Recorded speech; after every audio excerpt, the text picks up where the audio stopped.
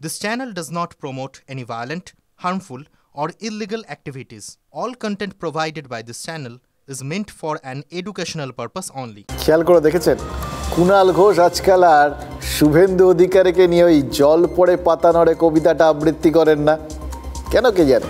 কিন্তু তিনি যেটা বললেন সেটা কিন্তু বিতর্কিত যুক্তি। আমরা জানি এ রাজ্যে দোষ প্রমাণ না হওয়া পর্যন্ত অভিযুক্তকে অভিযুক্ত বলা যায় না, কিন্তু দেশের আইন অনুযায়ী হিসেবে গরমিল পাওয়া গেলে কিন্তু দুর্নীতি হয়েছে বলেই ধরে নিতে হয়। তারপর সেই দুর্নীতির তদন্ত করে প্রমাণ টমান জোগাড় করা সেটা তো পুলিশের দায়িত্ব। আর হিসেবের গরমিল যদি দুর্নীতি না হয় তাহলে তো 2G কেলেঙ্কারিই ঘটেনি। ওখানে তো মামলাটা দাঁড়িয়েই ছিল হিসেব নিয়ে CAG রিপোর্টের উপর।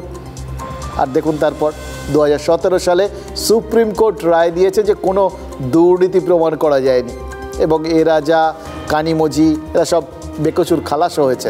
এটা কুণাল ঘোষের যুক্তির সঙ্গে কিন্তু খাপ খেয়ে যায়, এই জন্য পুরোটা তুলে দিলাম আর কি, কোনটা কার সঙ্গে চলে যায়। কিন্তু বললাম না যুক্তিটা বিতর্কিত, যে সুপ্রিম কোর্ট প্রমাণের অভাবে এ রাজা কানিমজিকে মুক্তি দিয়েছে, সেই সুপ্রিম কোর্টই কিন্তু ইউপিএ জমানায় ওই অভিযোগটা মানে 2G স্পেকট্রাম কেলেঙ্কারির অভিযোগে হিসেবে গরমিলের অভিযোগে ওই 2G স্পেকট্রাম নিলামটাকেই বাতিল করেছিল, বন্টনটাকেই বাতিল করেছিল।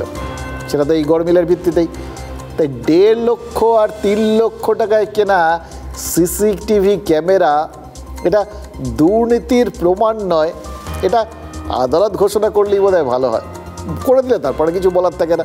আমরা কি করতে পারি, আমরা ওই CCTV ক্যামেরাগুলোর কত দাম পড়ে সেটা একবার বাজারে গিয়ে খোঁজ করে দেখতে পারি আপনাদের জন্য। আপনাদের মনে আমি জানি সংশয়ে জাগছে, অনেকেই হয়তো খুঁজে দেখার চেষ্টা করছেন যে কত দাম পড়ে ক্যামেরা। সিরিয়াসলি কোনোদিন তো ভাবিনি। দেখুন শিলিগুড়ি আর কলকাতা রাজ্যের দুই প্রান্ত, উত্তরবঙ্গ দক্ষিণবঙ্গ দুই বড় শহর, এই দুই বাজারে আমরা ইলেকট্রনিক্সের দোকানে ঢু মেরেছিলাম, মানে TV9 বাংলা রিপোর্টাররা ঢু মেরেছিলেন, যাতে বোঝা যায়, একটা আন্দাজ পাওয়া যায়। দোকানিরা কি জানাচ্ছেন জানেন? সেরা কোয়ালিটির CCTV ক্যামেরাও 10,000 টাকার মধ্যে হয়ে যায়। তার মানে 1.5 লক্ষ টাকার CCTV ক্যামেরা, সেটা শুনে তারাও অনেকেই কিন্তু বেশ হেঁচকি তুলেছেন জানেন তো। হয়তো এটা ভাবেননি সব ক্যামেরা কি তাদের হিসেব মতো ক্যামেরা হয়। হতেই পারে কেউ সিনেমা তোলার জন্যে সেই ধরনের ক্যামেরা ওখানে লাগানোর কথা ভেবেছেন। কার মাথায় লাগানোর সময় কি ছিল শুনলেন তো কুণাল ঘোষের কথায়। কত টাকা কিসের জন্য খরচ করা হবে সেটা তো তাদের সিদ্ধান্ত, যারা খরচ করছে। তা নিয়ে আবার দুর্নীতি বলা যায় নাকি?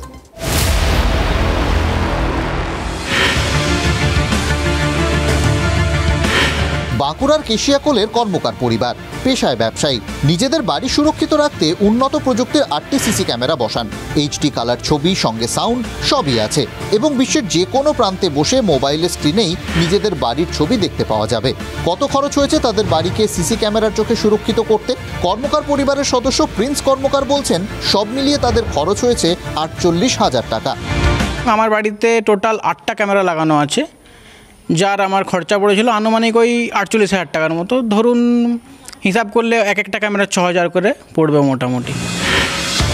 কিন্তু আরামবাগের প্রফুল্লচন্দ্র সেন মেডিকেল কলেজ ও হাসপাতালে 50টি CC ক্যামেরা বসাতে যে 1,75 লক্ষ টাকা খরচ হয়েছে। সহজ পাটিগণিতে একটি ক্যামেরার দাম প্রায় 3.5 লাখ টাকা। এটা শুনে চমকে গেলেন প্রিন্স কর্মকার। এক একটাই 3.5 লক্ষ? কী বলছেন, এ তো হাস্যকর বিষয়।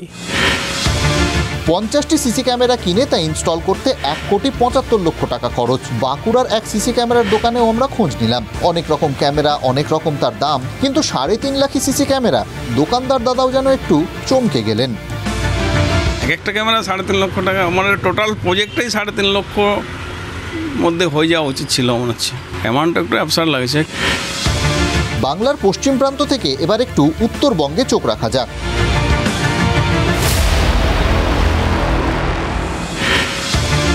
আমরা একটি CC ক্যামেরার দোকানে খোঁজ খবর নিলাম। সব থেকে ভালো ক্যামেরা কিনে ইনস্টল করতে কত টাকা খরচ হয়?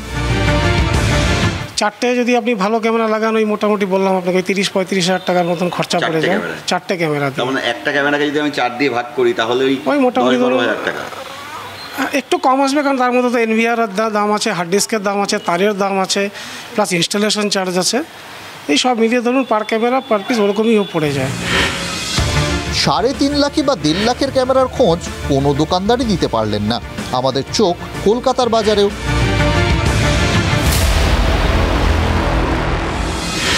চাঁদনি চকের একটি দোকানে গিয়ে 10টি সিসিটিভি ক্যামেরার বাজেট চাইলাম আমরা।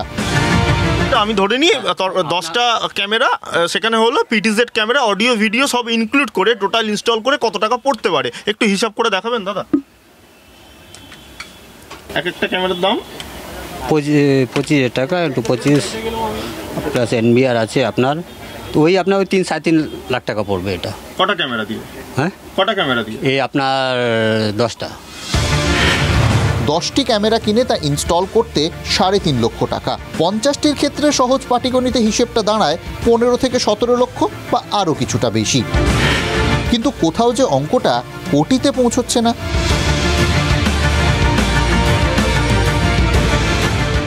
দেখুন, সতর্কীকরণ বিজ্ঞপ্তির মতো আবার কুণাল ঘোষের আপ্তবাক্যটা আপনাদের শুনিয়ে দিয়ে কিন্তু রাখি। যার টাকা তিনি খরচ করবেন, তিনি যদি 10 টাকার জিনিস 1000 টাকা দিয়ে কেনেন, কার কি বলার আছে? এবার মুশকিল একটাই, সরকারি টাকা মানে আপনার আমার টাকা, কারণ করের টাকা। তাই একটু আমাদের মাঝে মধ্যে জানতে ইচ্ছে করে, জানেন তো, মানে আমরা সত্য ত্যাগ করেই দিয়ে দিই যা দেওয়া, কিন্তু তারপরেও মনে হয় যদি একটু জানা টানা যায়। এই যে রাজ্যের 28টা মেডিকেল কলেজে মোট 6178টা সিসি ক্যামেরা বসানো হয়েছে। এবার প্রত্যেকটা ক্যামেরায় যদি ওই ঝাড়গ্রাম বা আরামবাগের রেটে হয়, তাহলে এবার টাকার অঙ্কটা একবার খেয়াল করে দেখুন তো। বুঝতে পারছেন? ক্যালকুলেটার, হ্যাঁ, ধরে ফেলেছেন আপনারা। একেই বলে ব্যবসায়িক বুদ্ধি। এই বুদ্ধিটা কলকাতা পুলিশও খাটাচ্ছে, জানেন তো। শব্দ দিয়ে শব্দ ঢাকার পুরনো কৌশল থেকে তারা বেরিয়ে এসছে। তাই এখন তারা নতুন স্টাইলে সব কাজকর্ম করছেন। এটাই কি বলে, আগের থেকে উন্নততর ব্যবস্থায় যাওয়া। ঠিক ধরেছেন, আপগ্রেডেশন। সারদা কেলেঙ্কারির কোর্ট হাজিরার সময় এক বন্দি, বিখ্যাত বন্দি, আপনারা জানেন, আজকে আর নাম নাই করলাম, অনেকবার হয়ে গেছে। তো এক বন্দি বিশেষ কয়েকটা নাম নিয়ে বিপজ্জনক সব কথা বলেছিলেন। সেই কথাগুলো যাতে আর শোনা না যায়, তাই জন্যে পুলিশ কিন্তু প্রিজন ভ্যানে চাপড় মেরে, হই হই করে, চিৎকার করে, কত রকম করে সেই কথাগুলো ঢেকে দেওয়ার চেষ্টা করত। মনে আছে আপনাদের? রোজকার গল্প ছিল সেটা।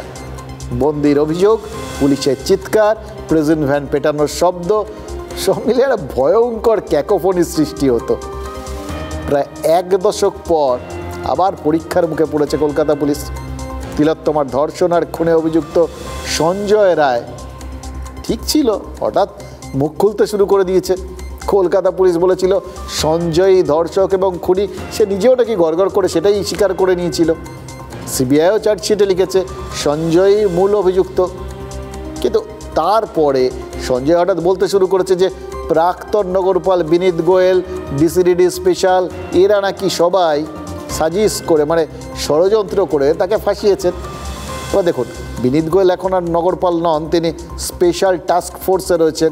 তার ফোর্স অস্ত্র উদ্ধার করছে। এমনিতে তিনি অত্যন্ত সুনামধারী একজন অফিসার। সঞ্জয় তার নামে কি বলল না বলল তাদের কি এসে যায়।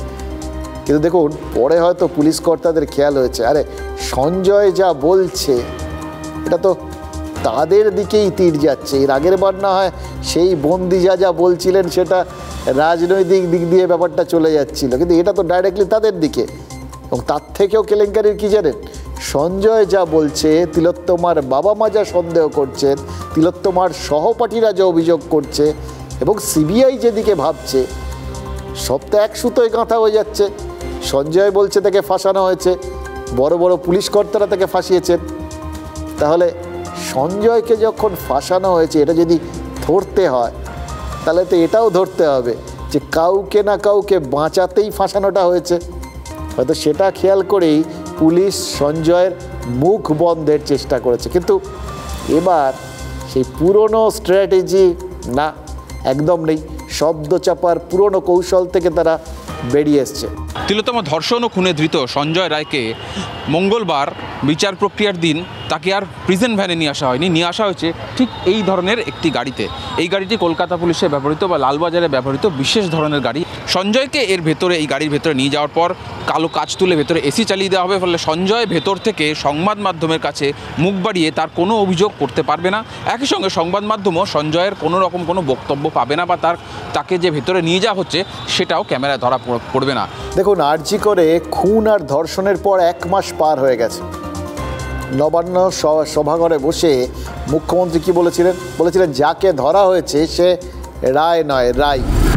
আরজি কর আর হাওড়া, এই দুটো হাসপাতালের দুটো ঘটনার কথা তুলে মুখ্যমন্ত্রী বলেছিলেন দুটো ঘটনাতেই বিহারের বন্ধুরা জড়িত। মানে বিহারের লোকজন যে বাংলায় বসে অপকর্ম করছে, মমতা বন্দ্যোপাধ্যায় হয়তো সেটাই বোঝাতে চেয়েছিলেন।